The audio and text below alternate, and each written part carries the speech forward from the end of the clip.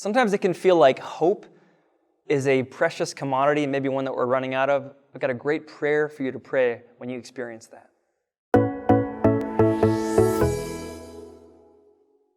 Thanks for joining me. Really happy to share what we call the Act of Hope. A lot of Catholics are familiar with the Act of Contrition. Well, there's a whole series of prayers that are acts of certain things which help various virtues in us get stronger by calling out to God to give us the virtue. But I believe in praying the prayer itself, it stirs up in us a lot of these virtues. So here's the Act of Hope, and I'll just pray the prayer and then say a word about it. Oh my God, relying on your infinite mercy and promises, I hope to obtain pardon of my sins, the help of your grace, and life everlasting. Through the merits of Jesus Christ, my Lord and Redeemer. Amen. Isn't that great? It's a short little prayer. It's just like the Act of Contrition itself is not just a prayer, but an act by which you're expressing contrition for sin. This is a little act of hope. And remember, hope is a virtue. It's not just some magic pixie dust that falls on like lucky people that seem to have things going their way. It's an act. It's an act by grace in which we orient ourselves to what we're made for, to what will finally make us happy. So again, listen to the prayer. Oh my God, relying on your infinite mercy and promises. So the foundation of our hope isn't our goodness. It's not the situation that we're in.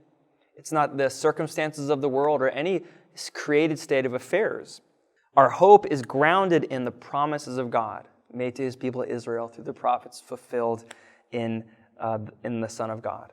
And then here's the act of hope. I hope to obtain, now listen, first, pardon of my sins, right? Because my sins are the act by which I turn myself away from what will finally make me happy, from God himself. So I hope to obtain pardon for my sins. Beautiful, beautiful prayer. I hope to obtain the help of your grace. So now, free from what's stopping me, that I hope to obtain grace to move me through whatever's going on in my life right now. It's called the cooperative grace. God's grace moving me through the day so that I don't turn back away from what I'm made for, what will make me happy. And then finally, the third thing, I hope to obtain life everlasting.